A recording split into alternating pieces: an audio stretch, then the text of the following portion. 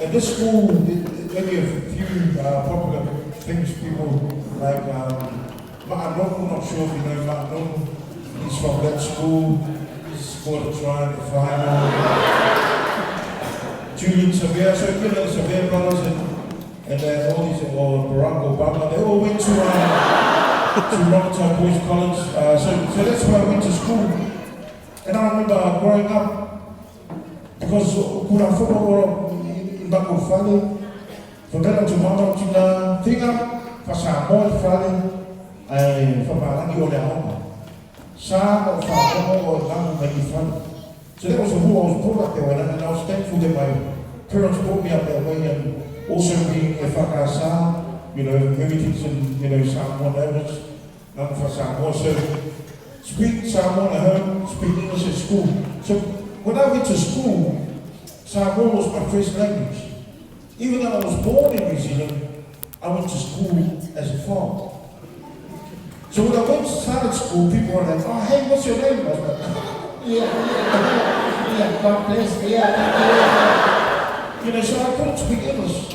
And I remember it was a real shock for me, a culture shock, because it was the first time I ever, had an off-camera with Palangis, years, Maori. So I remember I had a Palangi friend about 3 houses down from my house. His name was John. And one day, we went to John's house. I love playing at John's house because he's got all the toys. I only had like a tennis ball and a lahau. And sometimes a lahau wasn't a toy, So here I was playing with my friend John. John, I played with his toys and then put one in my pocket. Playing around, so I put another one in my pocket. And then I heard John's mom call out, John.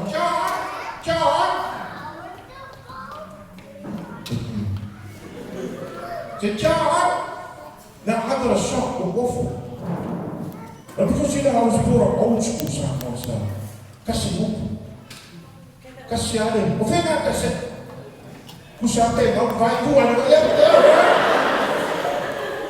So here, John, the mum called out John's name 3 times. John! And John kept playing. And I was like, this never was me, And then what happened was John's mum came to the room.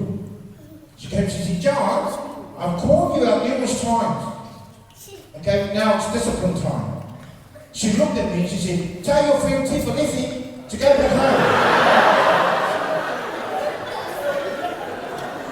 I said, oh, Miss Tofiga. She said, okay, Tofiga Fepuleai.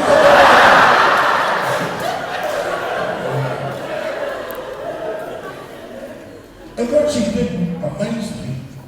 She said to John, I want you to go sit down in the corner, face the wall, and I want you to think about the consequences, the ramifications of what's going to happen to you. This is the discipline, and I feel I'm sorry. If my mom told me to sit the wall and she was, I'd be like,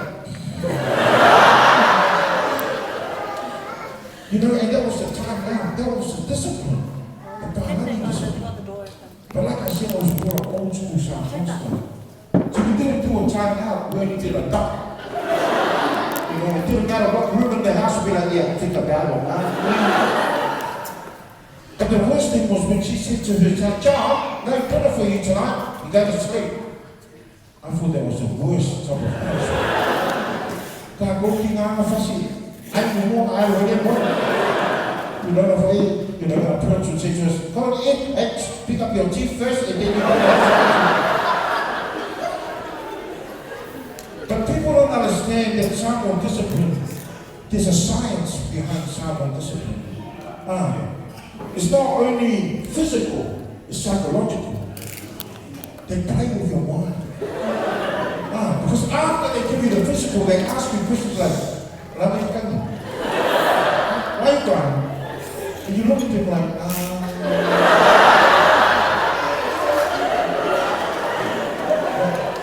feel I'm crying with the 2%.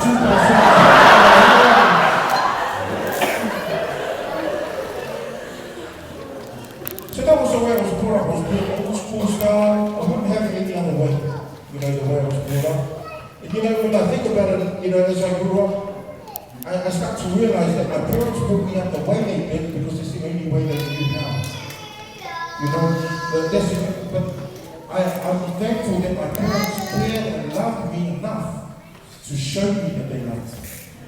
It was very painful type of love. You know, sometimes you go to school and say, hey, look, my parents love me. I'm here. But I'm thankful, you know, and I praise God that my parents loved me enough to show me discipline, to show me that they love me. And because there was the only way that they knew now. So as I grew up, I went to school and started playing sport and started learning how to play piano and to turn on my children, guys here, you know, I'm one of the asafos in our church, you know, or Ocasio Carolina, the music. I can play with both hands. So I've been playing the piano since I was about 12 years old. And I'll never forget my mum picking me up from school intermediate, and then we'll catch a bus. So mum will finish work, come pick me up, we catch a bus all the way to my piano lesson. I'll do piano lesson, my mum would start sleeping, start snoring, but because she was tired, she was exhausted, but she still made time and the effort to take me to piano lessons.